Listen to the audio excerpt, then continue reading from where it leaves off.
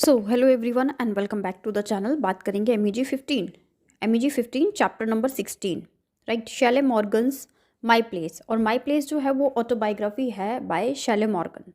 Shelley Morgan basically belongs from aboriginal people. In Hindi aboriginal means होता है आदिवासी, ठीक है। आप इससे आसानी से कनेक्ट कर पाएंगे बिकॉज अब ओरिजिनल पीपल जब मैं बोलूँगी इसका मतलब आदिवासी, राइट। शेले मॉर्गन का जो माई प्लेस था वो डिस्क्राइब करता है family, history, life, civilisation, discrimination और जो विमेन की प्लेस थी अब ओरिजिनल पीपल और जो नॉर्मल पीपल थे, जो वाइट पीपल थे, वाइट ऑस्ट्रेलियन थे, उनकी फ्रेंकनेस को, उनकी एक्सपीरियंस को, उनकी पेन को, उनकी सफरिंग को एलाबोरेट करता है ये work my place. With the help of autobiography, she has explored all the area that suffered by victim aboriginal people. Okay, now many of indigenous people of Australia do not like the indigenous or aborigines and instead prefer to call Australian aboriginal peoples. So Australian aboriginal people की बात हो रही है जो Australia में आदिवासी समुदाय था। In some context I will explain in pure Hindi, क्योंकि अब मैं आपको ऐसे बताती रहूँगी कि अब ओरिजिनल पीपल थे या ऑस्ट्रेलियन के थे तो यू कैंट अंडरस्टैंड। तो ऑस्ट्रेलियन जो एबोरिजिनल पीपल थे उनको बोला जाता था and they are not one homogeneous community, homogeneous but many tribes and groups with their own language, customs and culture. So these are not homogeneous. अब देखिए आदिवासी या अब ओरिजिनल पीपल जिनको बोलते हैं they are not homogeneous with us also. हम Indians हैं, हमारे भी यहाँ जो आदिवासी कम्युनिटी होती है वो हमारी तरह नहीं रहती। They have different culture, different languages, rituals, marriage system, clothing etcetera. So जो वहाँ ऑस्ट्रेलिया के एबॉरिजिनल पीपल थे they have their own languages, customs and culture also. So basically aboriginal Australian does not have any history. अब किसी की भी history क्यों नहीं होगी? Because no one has written their history. History तो तब अवेलेबल होगी जब किसी ने उसको लिखा होगा, right. There are relatable dates derived from the archaeologist evidence relating to aboriginals, and we get every information of aboriginal people with the help of archaeologist data. Archaeologist जो डाटा कलेक्ट किया था उन्होंने, जो एविडेंस इकट्ठे किए थे, उसके basis पे हम इन लोगों के बारे में जान पाते हैं। और सेकंड फेज इज जो ऑटोबायोग्राफी लिखी गई है, जो वर्क लिखे गए इन पीपल के द्वारा, हालांकि बहुत वर्क नहीं लिखे गए, तो उससे हमें पता चलता है इन लोगों के लिए। Aboriginal Australians are most socially and economically disadvantage group in Australia. Socially सामाजिक तौर पर पीछे थे और इकोनॉमिकली रुपए पैसे के हिसाब से पीछे थे। इट मीन्स कि ना तो उनके पास बहुत अच्छा सोशल स्टेटस था और ना ही उनके पास बहुत ज़्यादा पैसा था। You can connect this term in India untouchable people और शेड्यूल कास्ट पीपल, जिनको आज भी गवर्नमेंट रिजर्वेशन देती है और हमारा कॉन्स्टिट्यूशन जो हमारा संविधान है वो इनको राइट्स देता है, कुछ स्पेसिफिक राइट्स देता है। White Australian, as they lived in the colony of Britain, were considered to be colonized as they have taken away aboriginal land. और ये जो वाइट पीपल थे ऑस्ट्रेलिया के, इन्होंने क्या किया, जो एबॉरिजिनल पीपल थे उनकी लैंड ले ली। Aboriginal people had confirm to live an standard of invaders. तो इस तरीके से एक इंट्रोडक्शन आपको स्टार्ट करना है किसका, शैले मॉर्गन का जो वर्क आएगा माई प्लेस।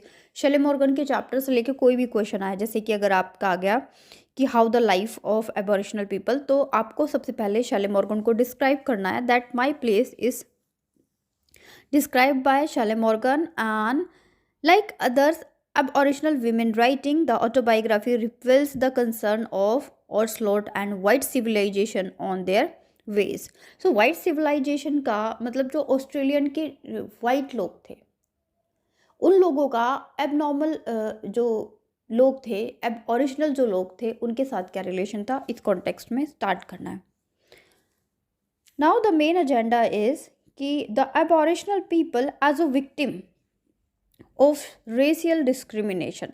सी, ये एक स्पेसिफिक टॉपिक आपके कंप्लीट क्वेश्चन में कन्वर्ट हो सकता है. तो किस तरीके के जो एबॉरिजिनल पीपल थे वो एक विक्टिम की तरह थे, क्योंकि रेशियल डिस्क्रिमिनेशन बहुत ज़्यादा था. रेशियल मतलब कि रंग रूप को लेकर जो भेदभाव किया जाता है उन चीज़ों को लेके. इन इंडिया ऑल्सो आपने देखा होगा एक टाइम पीरियड था, आज भी है, कि जो गोरे लोग जिनका कॉम्प्लेक्शन फेयर होता है उन वो अपने आप को थोड़ा सा सुपीरियर समझने लगता है, या फिर कॉम्प्लेक्शन का आज भी इंडिया में भी चीज़ें देखने को मिलेंगी. The aboriginal people have faced racial discrimination. They are not allowed to practice traditional ceremonies nor permitted to speak their traditional language. They have no right, each and every point is important, they have no right to celebrate their traditional ceremonies or functions and to speak their traditional language. जैसे आज की date में everyone can speak any language in India, कोई बाउंडेशन नहीं है कि आपको यही पर्टिकुलर लैंग्वेज बोलनी है. लेकिन जो ऑस्ट्रेलिया के एबॉरिजिनल पीपल थे उनके साथ ये था कि वो अपनी नेटिव लैंग्वेज को यूज़ नहीं कर सकते थे, या फिर अपनी मदर टंग को यूज़ नहीं कर सकते थे. सम aboriginal people adapted to the white lifestyle and in the process they were reduced to the beggars. ये एक जेन्युइन सी बात है कि कुछ aboriginal peoples ने क्या किया कि उन्होंने वाइट ऑस्ट्रेलियन के लाइफस्टाइल और उनके कल्चर को अडॉप्ट कर लिया, जिसकी वजह से जो उनकी बैगरी थी, जो उनकी गरीबी वाली हालत थी, भिखारी वाली हालत थी, उसमें थोड़ा सा प्रोग्रेस हुआ. इंडिया में क्या हुआ था, जब इंडिया में भी ब्रिटेन का शासन था, तो ब्रिटेन वालों की कुछ कल्चर्स को, जैसे कि जो वेस्टर्नाइजेशन हमारे इंडिया में आज देखने को मिलता है, इसकी स्टार्टिंग कब हुई, तब से ही हुई थी. Since the 19th century, the culture of Aboriginal people have been recognized as the world most popular culture. कब 19th सेंचुरी में ऐसा देखा गया कि ये जो है वो बहुत एंशियंट कल्चर है, बहुत पुराना कल्चर है. And they tried their best to keep alive their traditional ways. और इन लोगों ने उसको ज़िंदा रखने के लिए बहुत कोशिश की, बहुत मेहनत की. जैसे कि बार्क पेंटिंग, रॉक आर्ट, ये इनके कुछ मेन थे, ये याद रखना है, bark painting and rock art. They were exceptionally good as adapting to the changing weather, searching for food and water, and great knowledge of environment. These people have great knowledge of environment. और ये लोग ज़्यादा खेती करना या फिर kettles को रखना, इन सब पे ज़्यादा ट्रस्ट नहीं करते थे. They are related with hunting work. Aboriginal people traveled frequently as they did not cultivate land to grow crop and domestic animals. They tended to looked upon just hunter-gatherers. hunter-gatherers किसे बोलते हैं? Hunting करके अपना lifestyle चलाने वाले या food को consume करने वालों को hunter-gatherers बोलते हैं. सो इनको बहुत जल्दी जल्दी ट्रैवलिंग का रहता था, और जिसकी वजह से ना तो ये कल्टीवेट करते थे, खेतों की जुताई या उसमें क्रॉप लगाना, और ना ही डोमेस्टिक एनिमल्स को ये लोग रखते थे. कौन? Aboriginal people of Australian. So इस तरीके से इनका चलता था. And next thing is okay, they have vibrant culture and usually associated with communities. Aboriginal group have dynamic culture, not static, and change can be seen to entire continent. They had a complete understanding to the flora and fauna of their region. उनके area में, उनके reason में जितने भी flora fauna मतलब कि पेड़ पौधे जीव जंतु रहते थे, ये सबसे बहुत पॉपुलर तरीके से क्या थे, कनेक्ट थे, और उनके बारे में इनको सब कुछ पता था. ओके, अगर मैं एक सोशल डिस्क्रिमिनेशन की बात करूँ तो वहाँ पे रेशियल की बात हुई थी. एक समरी किया जाए तो इस टॉपिक का, रेशियल की बात हुई थी. अपने लैंग्वेज को नहीं बोल सकते थे, ना ही अपने ट्रेडिशन को बोल सकते थे.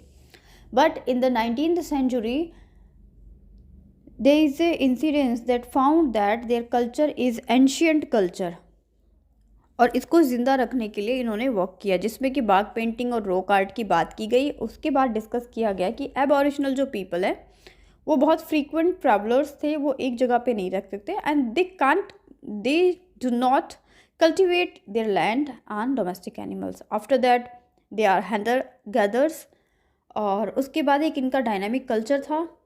ये फ्लोरा और फोना की पूरी कंप्लीट इन्फॉर्मेशन रखते थे। ये सारी चीज़ें इंपॉर्टेंट हैं और स्टार्टिंग में आपको ये करना ही है, ठीक है।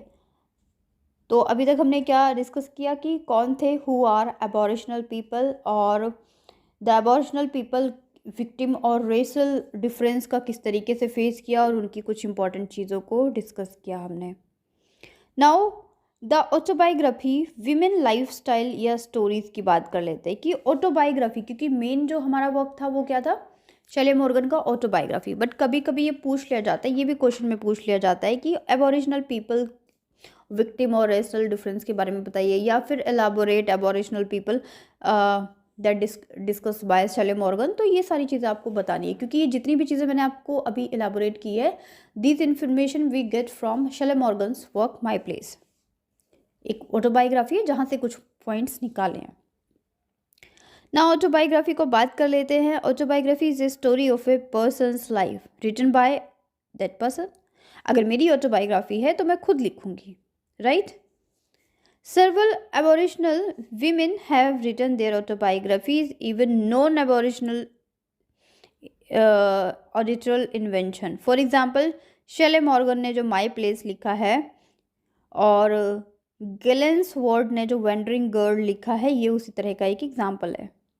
Autobiography men successive generations more aware about the reality. क्यों लिखी जाती हैं, ताकि आने वाली जनरेशन को उनकी रियलिटी पता हो कि how they have suffered. Women autobiography writing are influenced by gendered difference. Yes, there is a difference between gender, है ना, मेल और फीमेल को लेके, and exploitation by white man. दोनों चीज़ों को इलैबोरेट करती है। Women autobiography advocate the abolition of slavery को दिखाती है और इनकरेज करती है रीअवेकनिंग को, मेमोरीज को लाती है, स्लेव विमेन की जर्नी को एक्सप्लोर करती है। मतलब उनकी लाइफ में जो भी चीज़ें होती हैं, उनके स्ट्रगल को, उनकी जर्नी को, उनके डिफरेंसेस को, ये सारी चीज़ें इलैबोरेट करती है।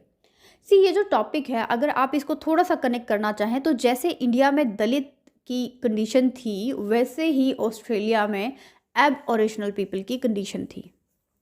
अगर एग्जाम में कुछ पॉइंट आपको ना याद रहे तो आप दलित वाले पॉइंट्स को, अगर आपको याद है तो उसको एबऑरिजिनल में आप लिख सकते हैं, ऐसा मैं आपको गाइड कर सकती हूँ, ठीक है।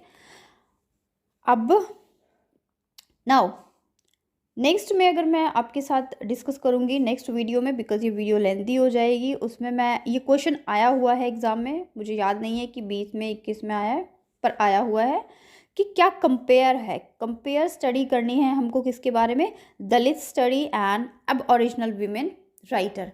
एज आई एक्सप्लेन यू कि दलित की कंडीशन और एबऑरिजिनल जो पीपल थे या जो वहाँ की वीमेन थी, उनकी कंडीशन ऑलमोस्ट 90% सेम ही थी, ठीक है।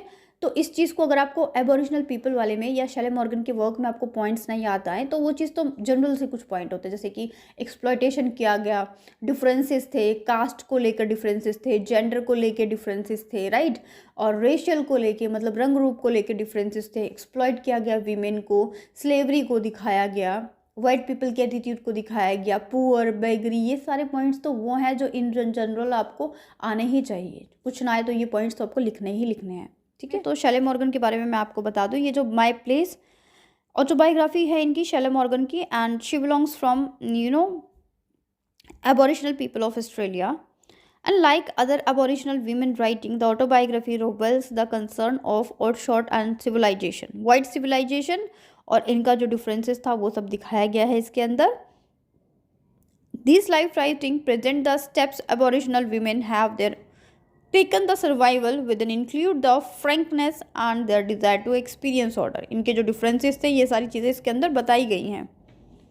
Aboriginal people ने बहुत सारे facial रेशियल डिस्क्रिमिनेशन को फेस किया, वो अपनी ट्रेडिशनल सेरेमनीज नहीं मना सकते थे, ट्रेडिशनल लैंग्वेज नहीं बोल सकते थे।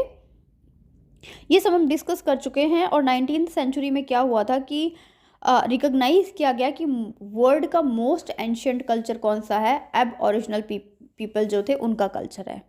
इनकी रॉक आर्ट और पेंटिंग ये बहुत ज़्यादा फेमस थी। Now this is not our topic but it is important for your answer. आपको इस तरीके से इंट्रोडक्शन करना है, इस तरीके से शुरुआत करनी है, इसलिए मैंने इसको स्टार्टिंग से इस वीडियो को शुरू किया है। ठीक है, अब क्वेश्चन की बात उठती है कि दलित इन इंडिया और एबॉरिजिनल people in Australia.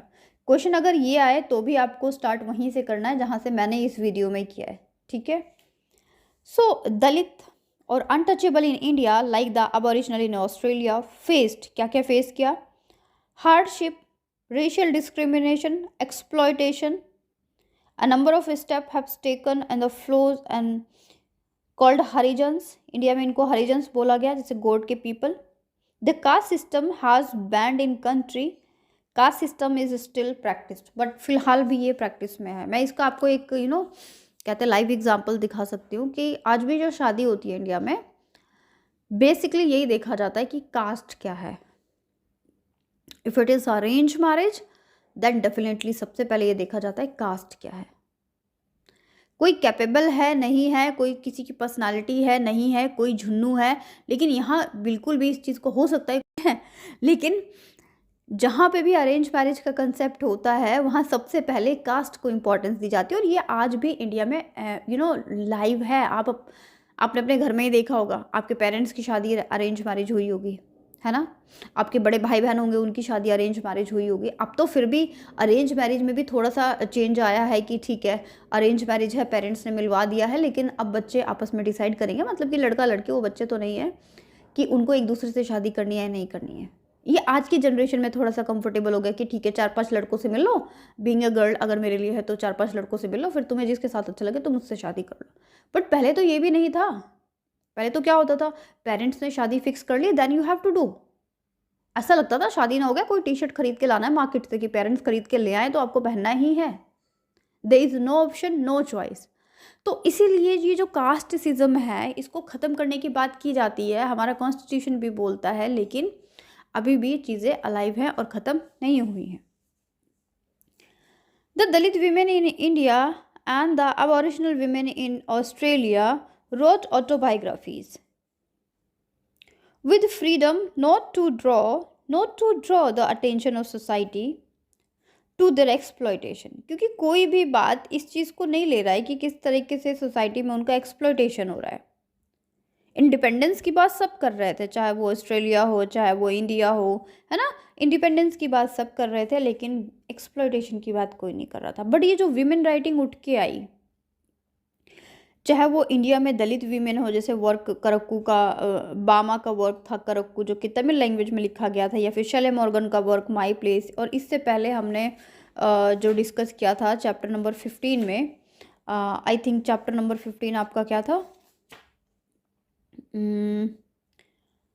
Life writing को जब हमने डिस्कस किया था, लाइफ राइटिंग में आपका चैप्टर नंबर 15 था अमार जीवन, जो कि रसुंदरी देवी ने लिखा था। तो वो भी ऑटोबायोग्राफी थी, वर्ड्स टू विन जिसके नाम से पब्लिश हुई थी। उसमें भी इन सारी चीज़ों को इलाबोरेट किया गया। आल्दो जो रसुंदरी देवी का वर्ड्स टू विन था वो एक अपर क्लास फैमिली से बिलोंग करती थी, बट फिर भी जो वीमेन की कंडीशन थी वो ख़राब ही थी।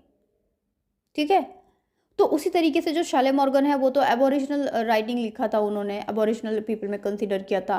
सेम एज जो बामा थी, उनका वर्क जो करक्कू है वो भी एक दलित कम्युनिटी से बिलोंग करती थी तमिलनाडु के, उसको उन्होंने बहुत अच्छे से इलाबोरेट किया, अपनी सफरिंग को अपने पेन को शो किया। तो ये सब जो वर्क हैं ये हाईलाइट करते हैं उस सिचुएशन को, उस एक्सप्लॉयटेशन को, उस डिफरेंसेस को, उस पेन को।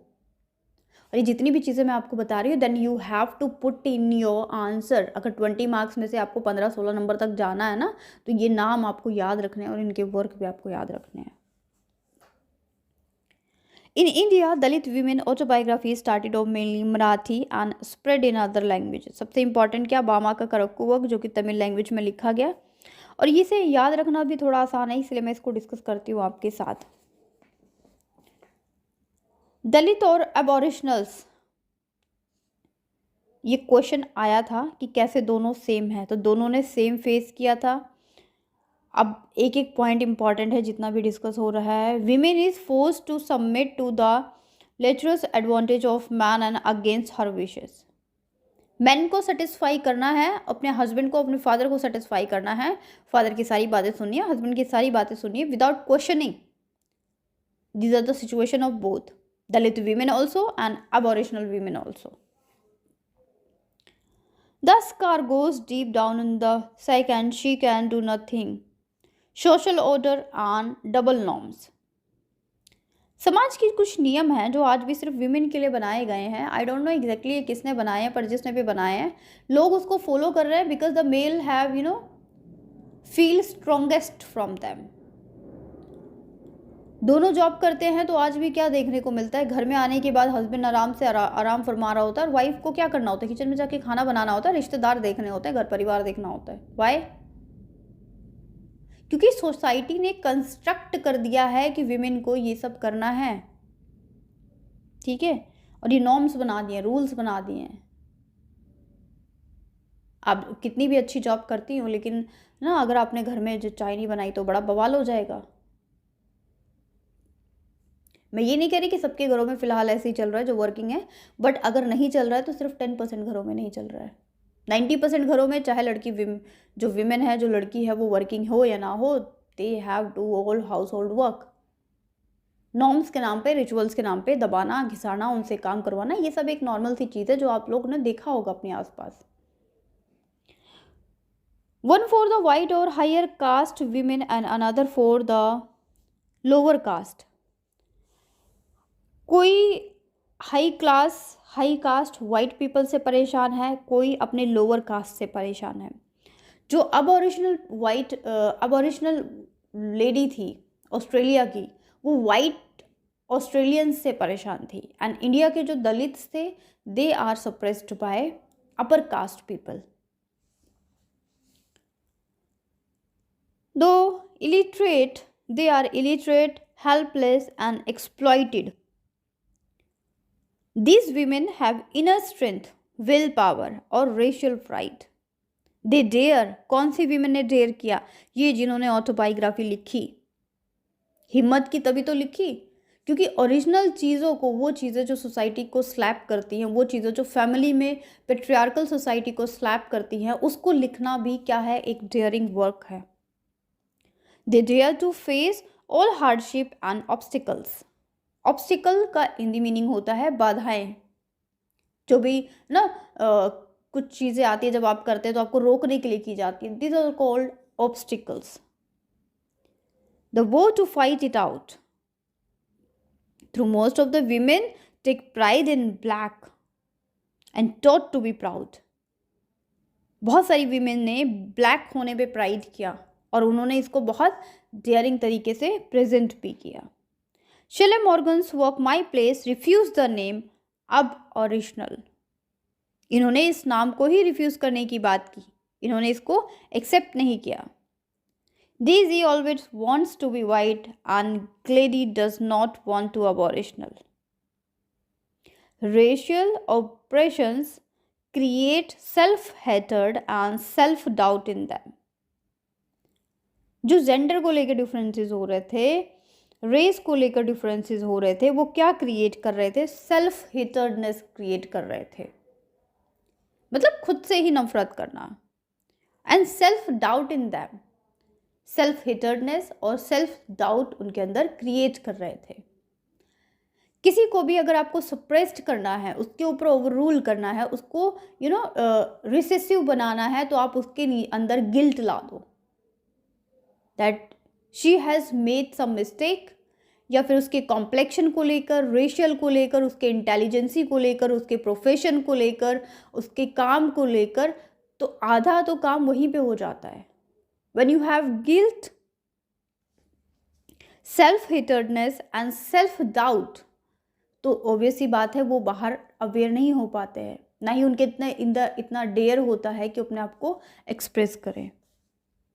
Like the low self-esteem and inferior position of Dalit and Aboriginal people as compared to women of higher class. These writings suffers because they have judged by white standard as well as color.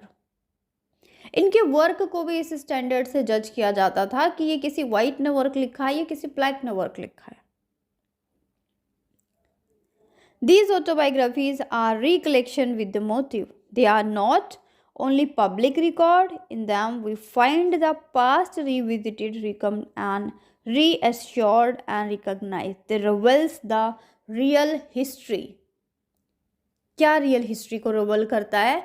Autobiographies. Because अभी इतना जितना भी हमने पढ़ा है तो उससे मुझे भी अबॉरिजिनल पीपल के बारे में पता चला, अब ओरिजिनल विमेन राइटर्स के बारे में पता चला और आपको भी पता चला. When we have done रसुंदरी Devi Amar जीवन एंड वर्ड्स टू विन, तो वहाँ हमें इंडिया में जो अपर क्लास की पीपल थी, क्योंकि जो रसुंदरी देवी थी she belongs from zamindar family, right. But still the situation of Rassundari Devi as similar as Sally Morgan.